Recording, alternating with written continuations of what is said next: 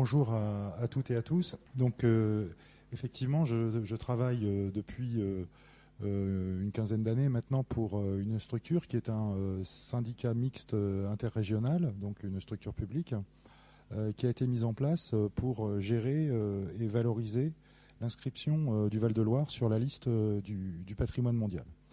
Donc c'est la raison pour laquelle sur cette diapo-titre, vous trouvez effectivement le logo de la structure pour laquelle je travaille, ainsi que l'emblème de l'UNESCO qui signale, souligne et signifie que le Val-de-Loire est inscrit sur la liste du patrimoine mondial.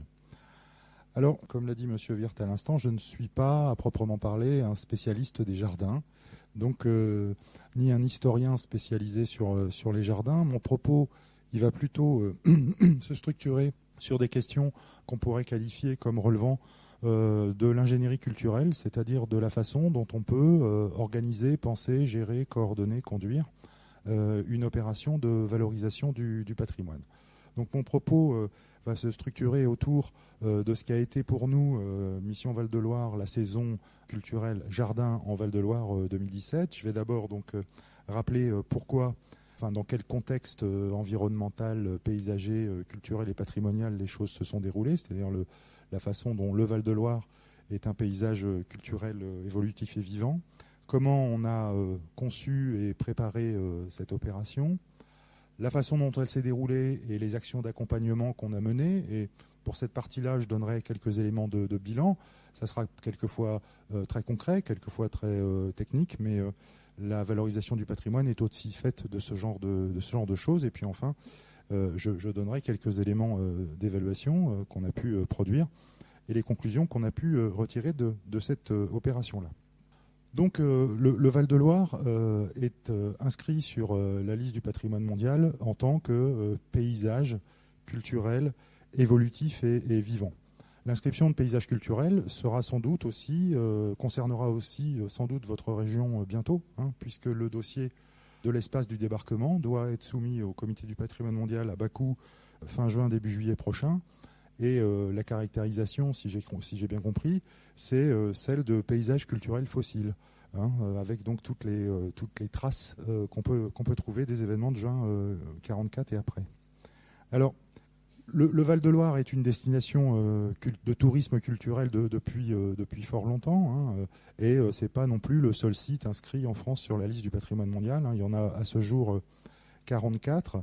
Et le Val-de-Loire, il est, depuis le 19e siècle, en fait, depuis quasiment l'organisation des voyages en train de façon rationnelle et fiable, il est depuis cette époque-là une destination de tourisme culturel. On visite les châteaux depuis fort longtemps, mais la pratique perdure, comme vous le savez. Et cette pratique, elle a sans doute été renforcée, soulignée, encouragée, davantage encore, depuis l'inscription du Val-de-Loire sur la liste du patrimoine mondial. Alors, cet espace, Val-de-Loire patrimoine mondial, je vais quand même le décrire un peu. Donc, ça va vous donner le contexte, on va dire peut-être la raison territoriale d'origine, d'organisation d'un certain nombre de manifestations. Donc, on est sur un espace qui va de Sully-sur-Loire, dans le Loiret, à l'est d'Orléans, jusqu'à Chalonnes-sur-Loire, dans le Maine-et-Loire, à l'ouest d'Angers.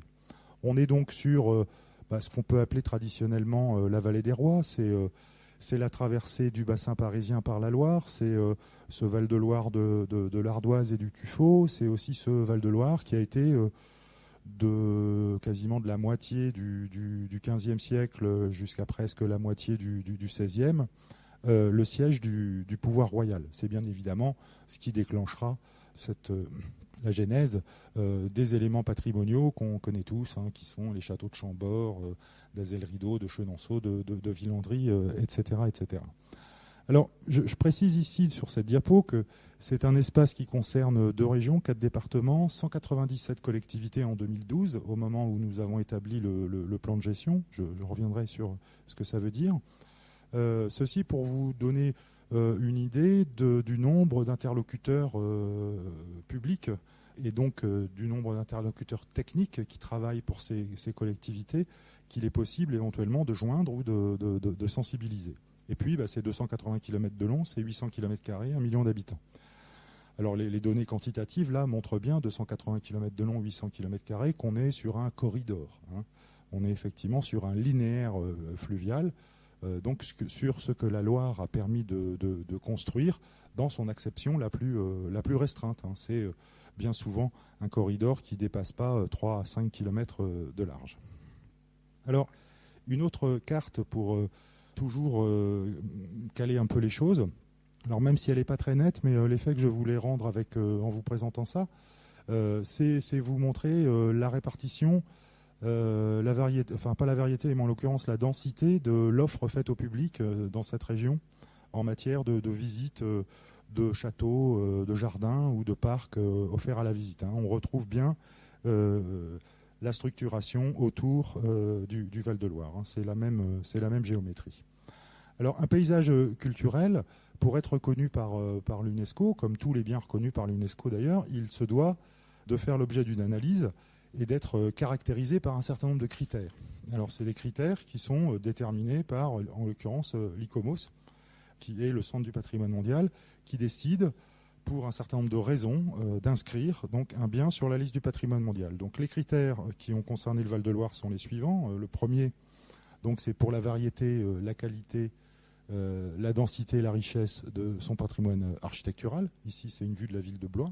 Le deuxième critère qui a valu l'inscription, c'est la façon dont la Loire et son immédiate proximité ont toujours fait, depuis 2000 ans, l'objet du même principe d'aménagement. Et aujourd'hui encore, on est sur le même. C'est-à-dire que dans le Val-de-Loire, on essaye de négocier, dialoguer avec le fleuve, quelquefois de façon un peu dramatique, toujours de la même façon, en faisant de la Loire un fleuve endigué. Ce n'est pas un fleuve canalisé, comme le Rhin, comme le Rhône, comme la Seine.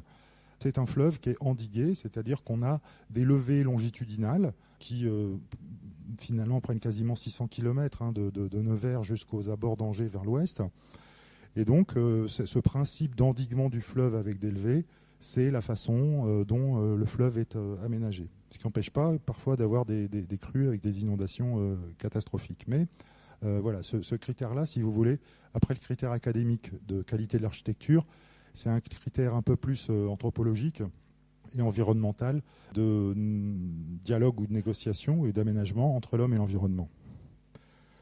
Vous avez ici le château de Montsoreau, une vue de vignoble.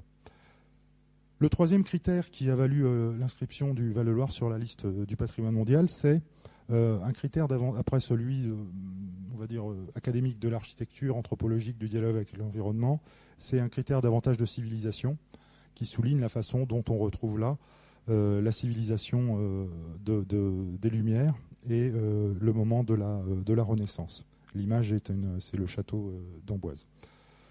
On retrouve ici ce château de Bois, Chambord, et vous reconnaissez les jardins de Villandry. Alors, au travers de ces critères qui sont encore une fois académiques, j'ai toujours pas prononcé le mot jardin, même si on sait, vous savez pertinemment que effectivement c'est au moment de la Renaissance, un petit peu avec Louis XI, un petit peu avec le roi René, surtout avec Charles VIII, quand il revient d'Italie, de la première campagne d'Italie avec un certain nombre d'artistes, qui va ramener avec lui quelqu'un qui s'appelle Pacello de Mercogliano, qui se dénomme lui-même architecteur de jardin. C'est lui qui fera le château royal d'Amboise, le jardin du château royal d'Amboise pour Charles VIII. C'est lui aussi qui fera le jardin du château royal de Blois pour Louis XII. Et ça sera le début d'un très très grand mouvement qui aboutira 150 ans plus tard à ce qu'on appellera aujourd'hui le jardin à la française. Donc on trouve dans ces critères académiques effectivement la naissance de quelque chose d'extrêmement important en matière d'histoire de jardin et de jardin historique. Pour autant, les critères académiques que je viens de vous présenter ne permettent pas forcément de présenter au public l'ensemble de la teneur patrimoniale que recouvre la notion de paysage culturel. Alors, après les critères académiques, il y a une autre façon de voir les choses, une vision qui s'articule davantage en termes de géographie humaine et qui dit que le paysage culturel du Val-de-Loire, il est issu de 4 cultures, de 4 activités humaines, de 4 pratiques qui sont constantes dans leur application. On a toujours fait comme ça, uniques dans leur déclinaison. Il n'y a que là que ça se passe comme ça et qui sont une culture, une activité, un rapport au fleuve, à la pierre, à la vigne et au jardin, qui sont un peu les 4 points cardinaux qui déterminent l'organisation et la construction de ce paysage. Donc on va trouver effectivement dans l'aménagement du fleuve le fait de pouvoir naviguer, le fait de pouvoir se protéger des inondations les plus fréquentes, le fait de pouvoir profiter des terres amendées par le limon de la Loire depuis des siècles. On va trouver dans la culture de la pierre la façon dont on arrive avec une gamme finalement bichromique, noir et blanc, tuffeau, ardoise, à avoir tout cet ensemble de châteaux et puis aussi ces centres-villes, mais aussi les bourgs et les villages. On va avoir dans la culture de la vigne la façon dont un paysage peut se construire de façon patiente, puisque un pied de vigne c'est 80 ans, c'est 3 générations de travailleurs ou 2 aujourd'hui, mais la façon dont effectivement les choses se construisent patiemment. Et puis enfin, le jardin. Et le jardin, on va l'avoir dans toutes ses acceptions dans le Val-de-Loire. C'est-à-dire qu'on l'a aussi bien, et je vais y revenir, dans son acception nourricière, quasiment domestique, personnelle, dans son acception maraîchère, c'est-à-dire artisanale, et dans un but, encore une fois, alimentaire, mais dans son acception de prestige. Des jardins conçus, pensés comme des palais de plein air, comme la prolongation de la demeure de prestige à l'extérieur. C'est le début de l'histoire avec Charles VIII et Louis XII. Mais c'était déjà le cas avec un certain nombre d'abbayes bénédictines qui ont largement contribué au développement du Val-de-Loire dès l'époque carolingienne. Donc on va avoir cette présence de jardins qui structurent eux aussi le Val-de-Loire. Alors, comment, après cette présentation liminaire de l'espace culturel dans lequel ça se déroule, comment est-ce qu'on a structuré les choses et comment est-ce qu'on a préparé l'opération? Alors, c'est un peu technique, mais c'est aussi comme ça que les choses se passent en matière de valorisation du patrimoine. Si nous avons effectivement organisé une saison culturelle, c'est en fonction d'un certain nombre de principes ou de recommandations qui concerne l'ensemble des gens en charge de la conservation d'une part et de la valorisation d'autre part du paysage culturel du Val-de-Loire inscrit sur la liste du patrimoine mondial.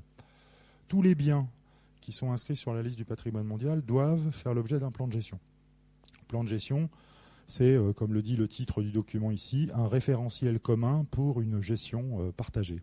Donc c'est la façon dont un certain nombre de politiques publiques vont s'organiser pour faire en sorte de converger vers des objectifs qui, encore une fois, visent à la conservation et à la valorisation d'un site inscrit, puisque c'est le principe d'une inscription UNESCO, c'est conserver pour transmettre. Transmettre aux générations futures le fait d'avoir conservé ce qui vient des générations passées. Et nous travaillons sur 3 orientations à la mission Val-de-Loire. Une où nous sommes contributeurs et il s'agit d'organiser ou de favoriser le développement d'un tourisme durable.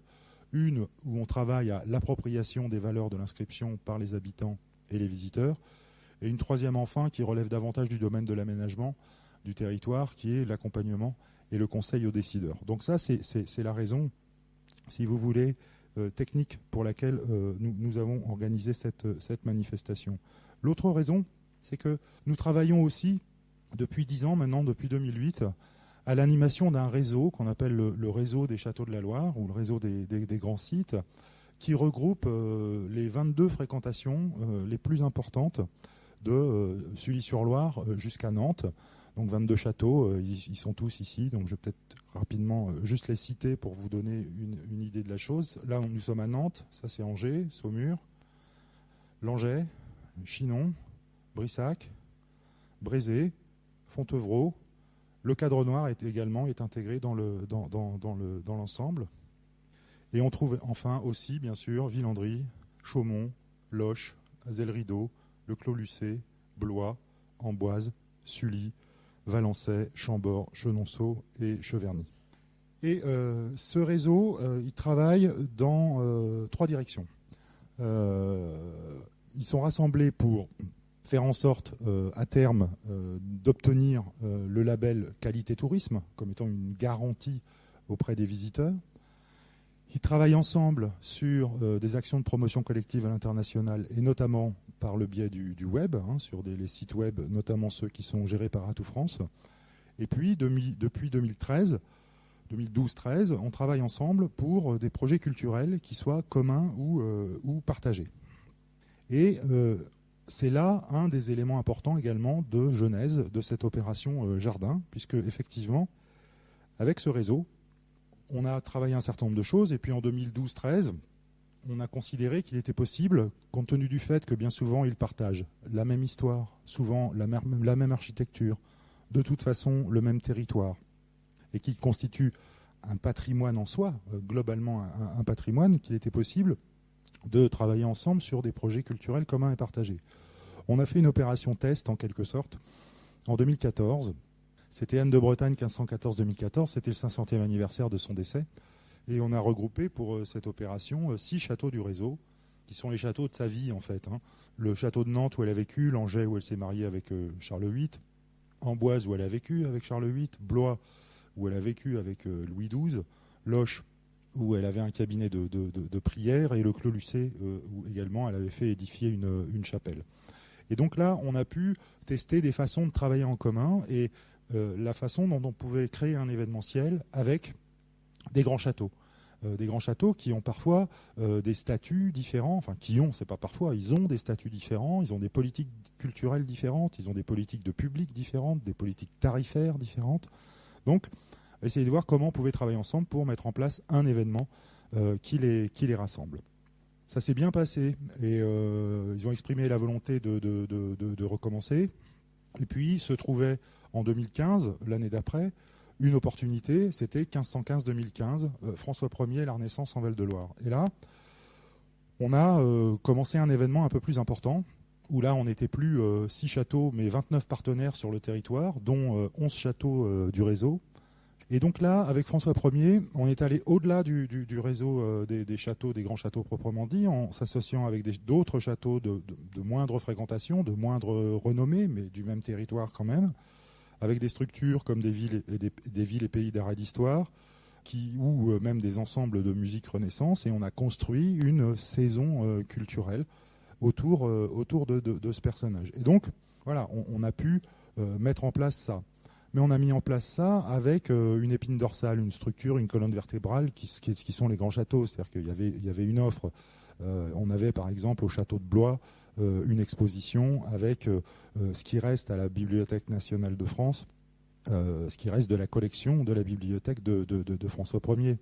On avait la restitution de la célébration de Marignan faite par Vinci en 1518 pour le compte de François Ier, une recherche qui a été faite par l'université de Tours et qui a donné un spectacle de restitution. Donc on avait comme ça une colonne vertébrale, des points d'ancrage et des points d'attractivité pour le grand public, et puis un ensemble de partenaires mobilisés à l'échelle du territoire. On a fait une évaluation de ça, et ce qui a sorti de l'évaluation, c'est deux enseignements principaux. Les saisons culturelles à l'échelle d'un territoire, on ne peut pas les faire tous les ans. Ça épuise les hommes, les budgets, les idées aussi. Et il nous a été dit également qu'il n'était pas possible de continuer, mais c'est l'évidence historique en même temps, sur des sujets uniquement historiques ou uniquement patrimoniaux ou très très fortement culturels. Donc il a été décidé de territorialiser un peu le propos.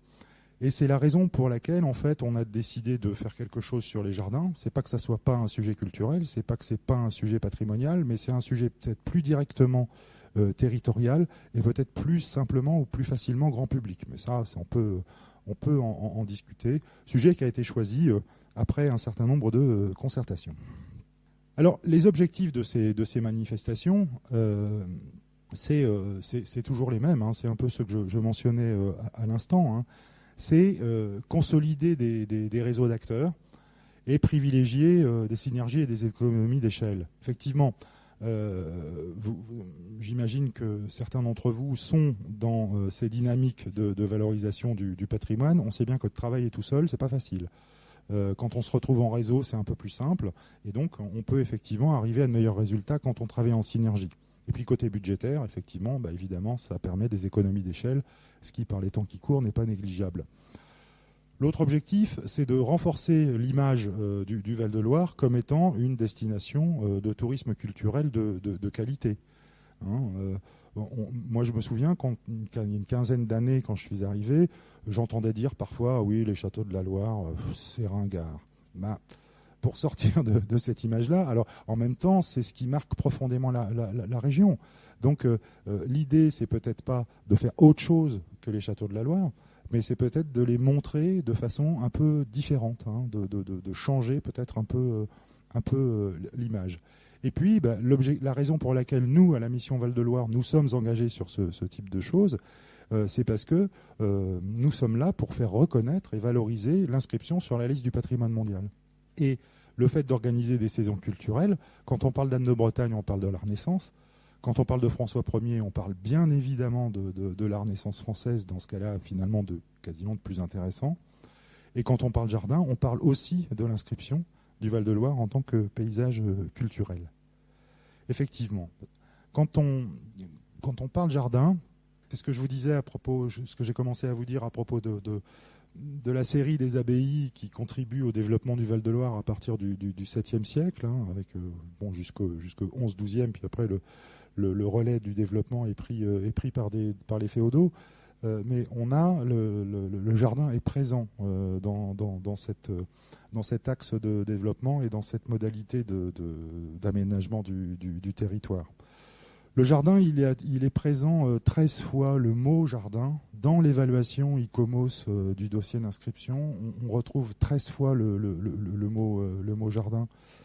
Hein, donc pour les abbayes, pour la période de la Renaissance, plus tard, au moment de l'âge classique, évidemment, avec des endroits aujourd'hui disparus, comme le domaine de Chanteloup, du duc de Choiseul, mais également pour d'autres structures et d'autres propriétés. On le retrouve aussi dans la vogue hygiéniste des parcs urbains du 19e, ou pour ce genre de circonstances. Donc, on avait toute légitimité à prendre ce sujet, hein, puisqu'il est au cœur des caractéristiques culturelles, historiques et patrimoniales du Val-de-Loire. Alors, on avait toute légitimité pour le prendre, mais en même temps, il fallait essayer de cadrer un peu, les choses, et donc d'organiser, de structurer, de coordonner l'opération. Le jardin, c'est un terme, mais ça renvoie à des réalités qui sont complètement différentes les unes des autres, hein. C'est le petit carré derrière le petit pavillon organisé avec soin et effectivement où les gens peuvent passer énormément de temps. Et puis, c'est le festival des jardins de Chaumont-sur-Loire. C'est le même mot. C'est pas tout à fait la même chose. Donc, est-ce qu'on prend tout le monde? Et si on ne prend pas tout le monde, qui est-ce qu'on exclut? Comment est-ce qu'on s'organise? On avait une contrainte aussi, c'est la contrainte de tous les événementiels, hein, c'est de s'organiser dans le temps, hein. On visait 2017. Quand on organise un événement, il faut faire converger tous ces éléments-là. La décision politique, les données d'ingénierie de mise en place, les systèmes de financement, et puis les outils de communication. Nous avons mis en place aussi un conseil scientifique, c'est-à-dire que pour autant qu'on soit technicien généraliste, on ne peut pas, encore une fois, je l'ai déjà dit, s'inspirer spécialiste de tout. Donc il nous faut nous entourer de conseils pour structurer une programmation et éventuellement faire une sélection parmi les propositions qui sont faites. Et puis on a effectivement mis en place un principe d'appel à participation, hein, c'est-à-dire qu'on a été assez large sur la sollicitation des acteurs potentiels pour organiser cette saison, pour inciter, pour rassembler. Et puis on a travaillé très étroitement avec les gens qui connaissent bien le sujet, c'est-à-dire le tissu des associations régionales ou départementales, hein. Les régions ne sont pas organisées toutes pareilles, mais effectivement, on a travaillé beaucoup avec la PIGRC, hein, pour la région centre, et avec la PJIPL pour la région Pays de la Loire, pour être au plus près, finalement, des réseaux d'acteurs. Alors, on a fait un appel à participation, et on a cadré cet appel à participation, et les données de l'appel à participation, le cadrage, il a été fait et validé par le conseil scientifique qu'on a mis en place. Et on a mis, il y a eu trois éléments ou trois axes de cadrage. Le premier, c'était un cadrage éthique. Et on a décidé qu'on privilégierait les pratiques éco-responsables. Les gens qui mettent en avant le zéro phyto, il y en a de plus en plus, et aujourd'hui ça devient de plus en plus prégnant, et donc ceux qui s'inscrivent dans des perspectives de développement soutenable ou durable. Il y a un certain nombre de parcs de châteaux en Val-de-Loire, je peux citer Amboise ou Villandry par exemple, qui sont refuges LPO depuis très longtemps. Le zéro phyto est une pratique extrêmement répandue. Alors là, je parle de parc de château, mais si je veux parler de paysage, ce choix-là, il avait une conséquence extrêmement importante pour nous. Dans le Val-de-Loire, ça veut dire qu'on excluait le maraîchage. Et Dieu sait que le maraîchage est une modalité du jardin, en l'occurrence alimentaire, nourricière, artisanale. C'est un secteur économique vivant, crucial pour cette région. Hein. C'est le jardin de la France aussi pour cette raison-là. On aurait pu tout à fait réfléchir à des modalités de valorisation de ces pratiques. Hein, et on a décidé que, en fait, non, on n'irait pas sur le champ du maraîchage parce que c'était quelquefois cautionner des pratiques qui ne sont pas éco-responsables. En revanche, on a conservé tout ce qui était de l'ordre du génie végétal. Hein, c'est-à-dire ce qui se fait en Anjou, notamment autour du pôle de compétitivité Végépolis. Là, on l'a gardé parce que c'est de la recherche en matière de jardin. Sur le plan géographique, on a décidé qu'on ne pouvait pas se limiter au Val-de-Loire en tant que corridor fluvial tel qu'il est délimité sur la carte jaune que je vous ai montrée au début de mon propos, et que donc on pouvait peut-être s'en affranchir un peu, aller un peu au-delà des limites, et donc davantage se positionner sur une zone d'influence du Val-de-Loire, donc écarter un petit peu les limites de l'espace UNESCO. Et puis sur le plan thématique, on a réfléchi à la chose et avec le conseil scientifique, encore une fois, on s'est dit qu'on pouvait mettre en place une forme de typologie proposée aux acteurs potentiellement intéressés par l'opération de se ranger ou de revendiquer ou de s'inscrire sur les points suivants qui sont caractéristiques du Val-de-Loire. L'acclimatation des espèces. Hein, on sait qu'il y a nombre d'espèces qui sont arrivées. Le tulipier de Virginie qu'on voit partout, par exemple, il est arrivé par le port de Nantes.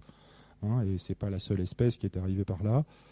Ça arrivait par Nantes et ça remontait le Val-de-Loire. Donc il y a un phénomène d'acclimatation qui est important pour la région. Il y a aussi le phénomène acclimatation-adaptation. Donc adaptation des formes, en l'occurrence. Hein, c'est effectivement là, encore une fois, qu'on a adapté la forme du jardin renaissantin italien pour en faire un jardin renaissantin français. C'est un lieu de collection également. Hein. Il y a de nombreuses collections végétales, horticoles dans le Val-de-Loire. Il y a un certain nombre de jardins qui s'inscrivent dans leur rapport au bâti. Hein. C'est ce que je vous disais, que le jardin vu comme le palais de plein air et donc la prolongation à l'extérieur de la demeure de prestige du château et donc la façon dont les choses s'organisent. Et puis aussi un rapport au paysage, c'est-à-dire la façon dont cette association palais de plein air château fonctionne aussi dans un ensemble paysager plus vaste. On peut citer des endroits comme le château de Valmer, on peut citer Villandry, on peut citer le domaine disparu du domaine de Chanteloup, les terrasses du château d'Amboise. Enfin voilà, la façon dont les choses s'organisent, non pas dans l'espace, on va dire, privatif du rapport du bâti au jardin, mais dans l'espace plus large et collectif en l'occurrence, ou public, du rapport au paysage. Alors, je vois que le temps file, donc je ne vais pas faire trop de détails sur la préparation, mais vous avez ici toutes les étapes de préparation et la façon dont il est absolument indispensable. Hein, c'est la seule chose qui est sans doute intéressante de retenir.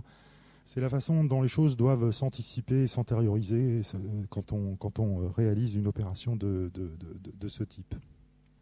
Alors, ensuite, qu'est-ce qu'on a mis en place pendant l'opération? Comment le déroulement s'est-il passé et quelles ont été les actions d'accompagnement? Alors, une fois qu'on a eu lancé notre appel à participation, on s'est retrouvé avec une carte de l'opération. C'est une cartographie extrêmement simple. Là, on s'est retrouvé avec 75 acteurs mobilisés autour de l'opération. Et qui donc, au sein de leur programmation, avaient décidé de s'inscrire dans la saison culturelle, de nous envoyer leurs éléments, quelquefois de faire des programmations spécifiques, et donc de se ranger sous une bannière commune, collective, partagée, une image d'une saison culturelle, Jardin en Val-de-Loire de 2017, avec, vous voyez, une acception géographique assez importante, avec une borne nord qui est ici, ça c'est Écomois. Là, on est sur un arboretum. On a le parc de Molévrier, Nantes à l'ouest et Sully-sur-Loire à l'est. Donc 75 acteurs. Alors, relativement hétérogènes. Ils étaient répartis sur les 2 régions, déjà, ça c'est important. On avait une grande diversité des acteurs, des châteaux, des jardins privés, des parcs floraux, des collectivités, des associations. Et encore, là, on retrouvait 16 châteaux du réseau. C'est-à-dire que cette colonne vertébrale qu'on essaie de privilégier, elle était encore une fois présente avec des éléments importants, puisque 2017, c'était l'année où Chambord inaugurait la restitution de ces jardins classiques. Bon, voilà, donc on avait quand même des éléments importants, une très grande variété de propositions, et puis des partenariats extrêmement multiples, aussi bien académiques avec l'université que des partenariats en matière de promotion et de communication touristique. Alors, la façon dont les choses ont fonctionné en partenariat, c'est que voilà, en fait, c'est tous les acteurs et les opérateurs, tous les jardins qui ont été dans la saison se sont mobilisés.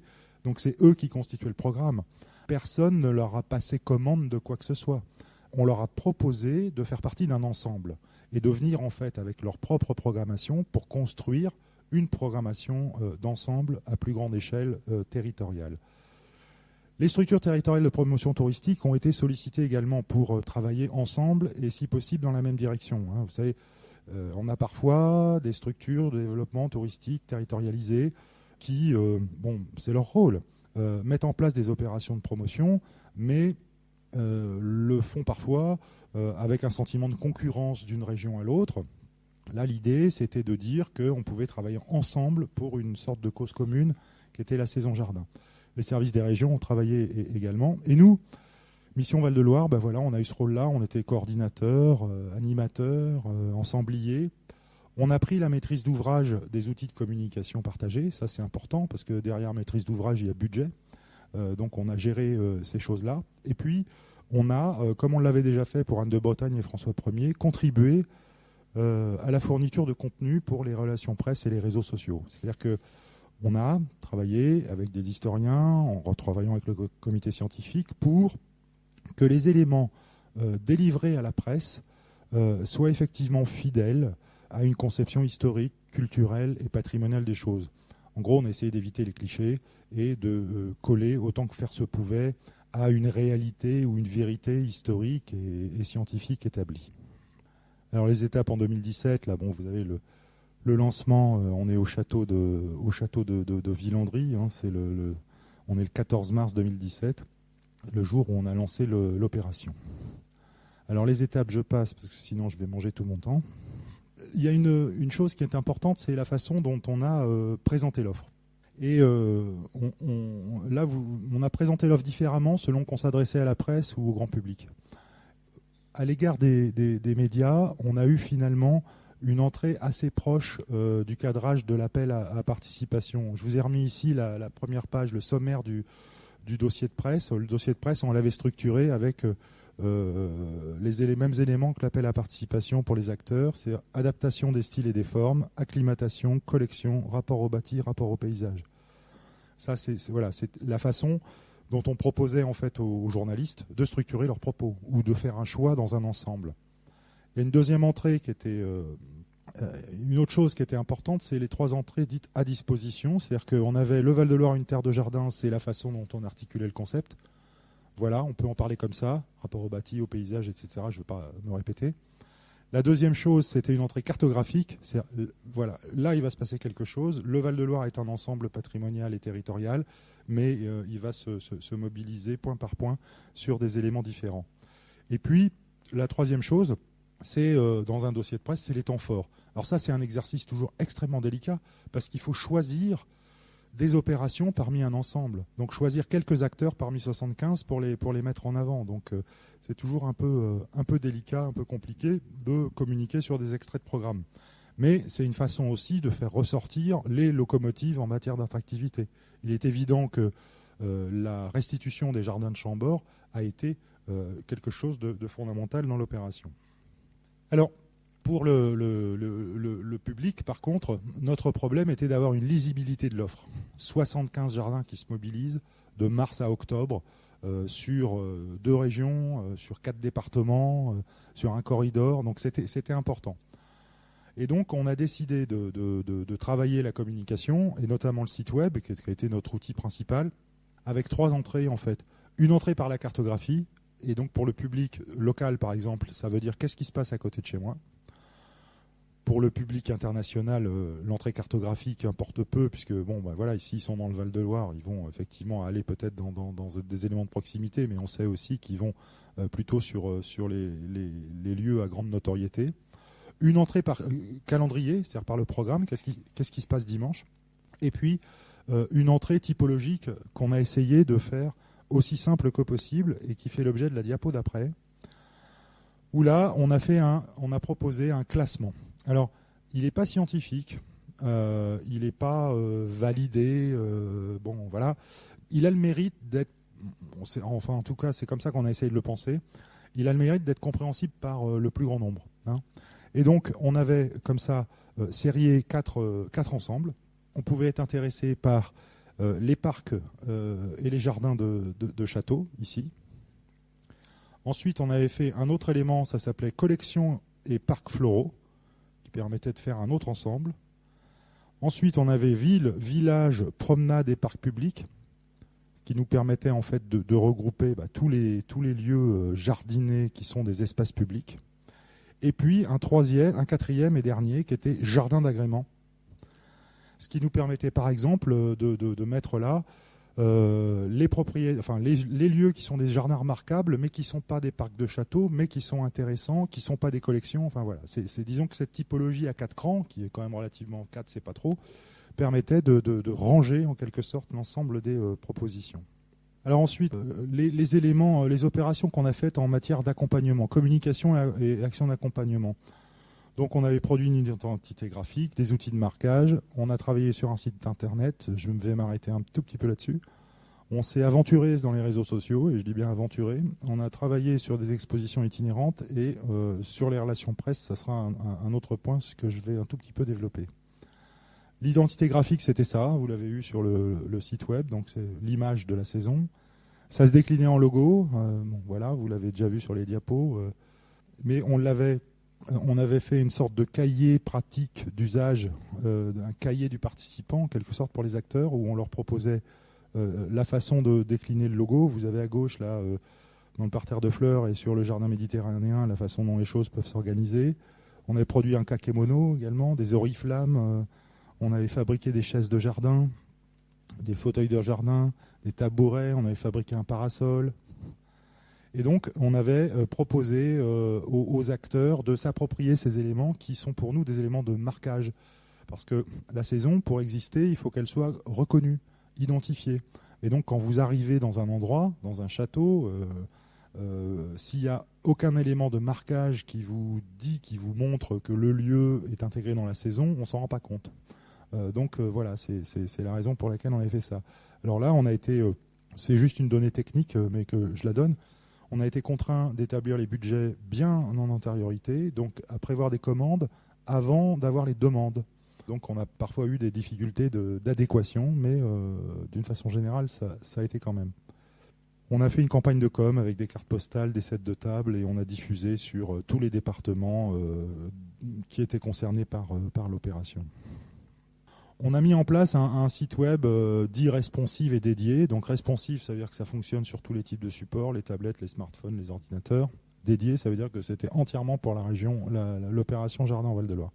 Et là, c'était une forme de déception. Parce qu'on avait mis énormément de temps, de travail, un peu d'argent aussi, sur la mise en place de ce site internet. Et on a eu finalement peu de visiteurs, mais des visiteurs de qualité. Hein. Peu de visites, mais des visites qualifiées. C'est-à-dire que les gens sont effectivement venus chercher du contenu sur le site, mais on a été déçus quantitativement, encore une fois, de la fréquentation, avec une fréquentation moins importante que le site François Ier. Pourtant, on avait un bon référencement sur Google. Donc ça nous a fait réfléchir, j'y reviendrai, sur ce qu'on peut appeler une stratégie numérique en matière de valorisation du patrimoine. On s'est aventuré sur les réseaux sociaux avec des questions jardins qu'on a diffusées sur YouTube, avec des interviews d'acteurs, des propriétaires de châteaux, des spécialistes, des profs de l'école du paysage de Versailles notamment, des responsables d'associations. On a été sur Facebook et Instagram aussi. Alors bon, moi ce sont des choses que je maîtrise mal, mais il nous avait semblé important d'être présent sur ces réseaux-là et de commencer en quelque sorte à exister sur ces supports-là. On a fait aussi une action blogueur-influenceur.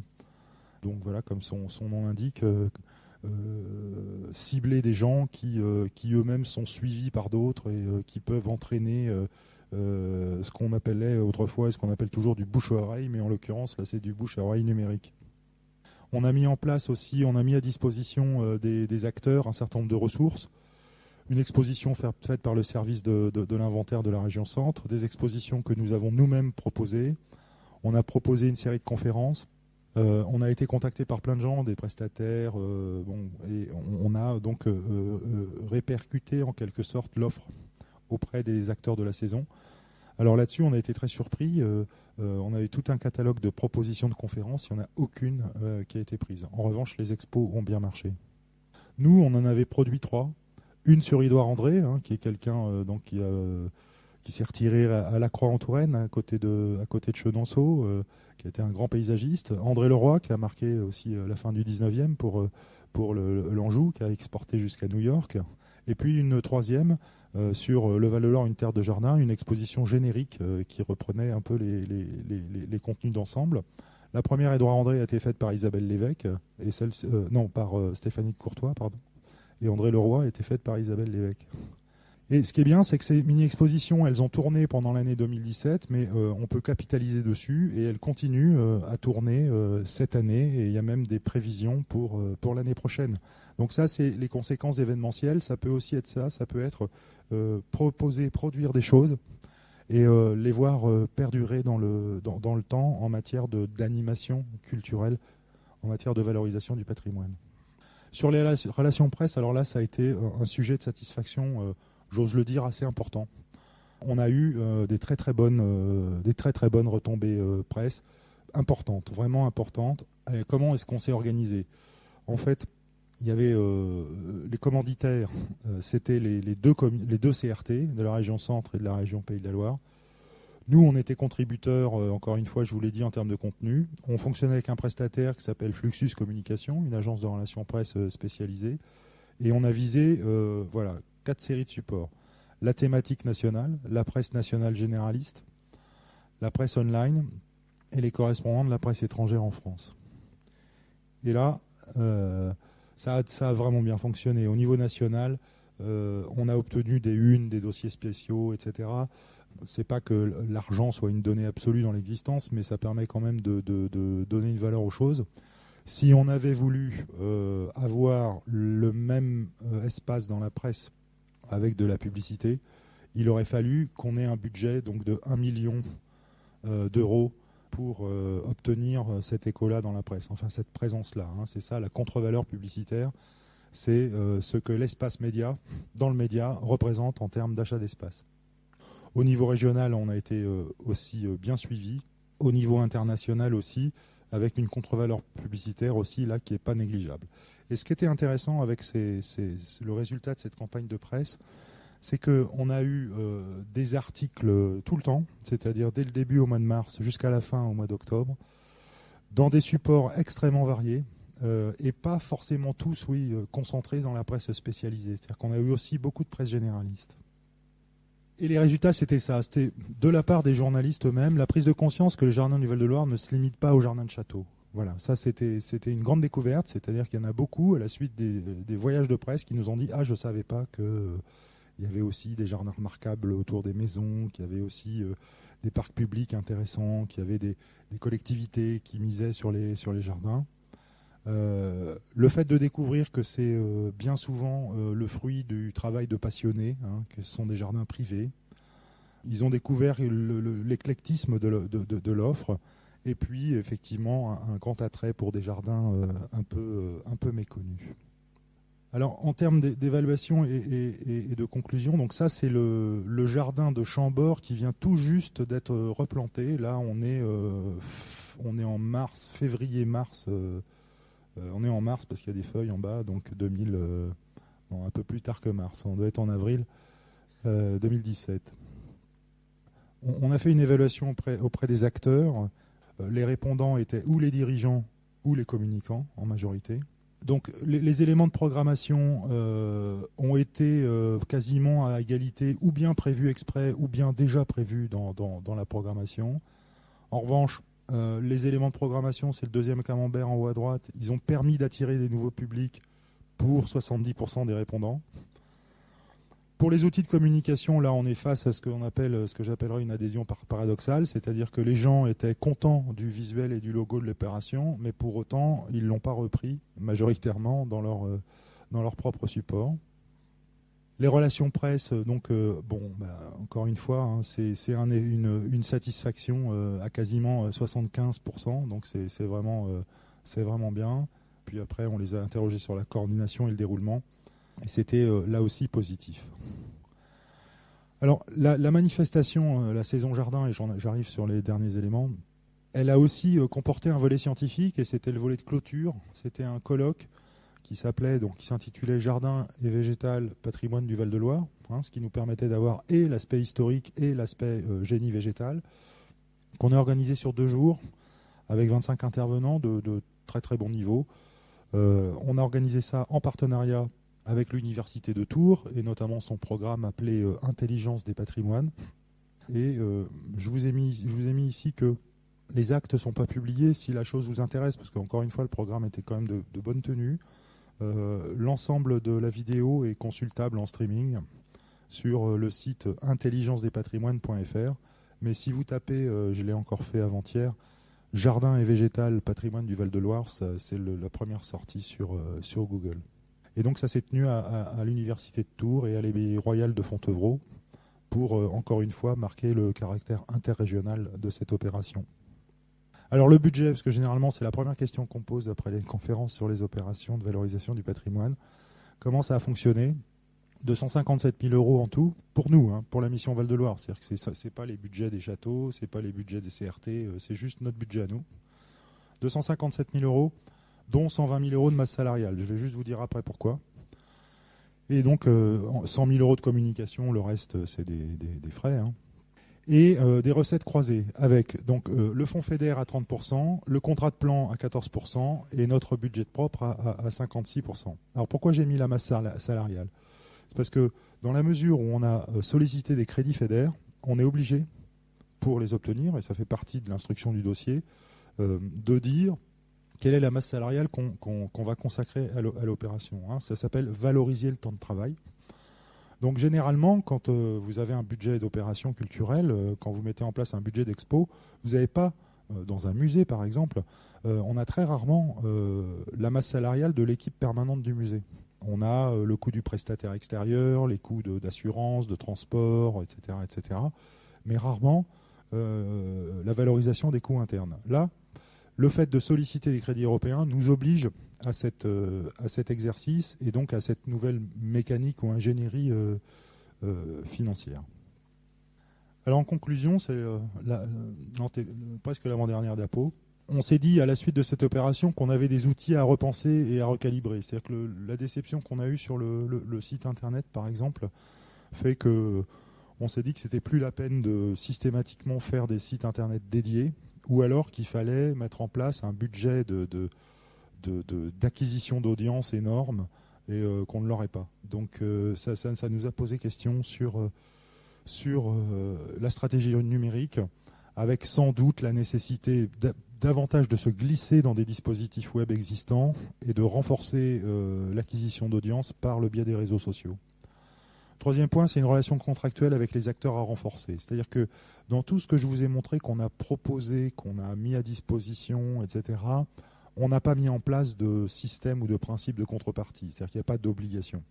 Et là, quand on atteint cette dimension, 75 acteurs sur 2 régions, il faut sans doute conventionner de façon pas forcément coercitive, mais simplement un petit peu mettre en place les contributions de chacun de façon un peu plus stricte.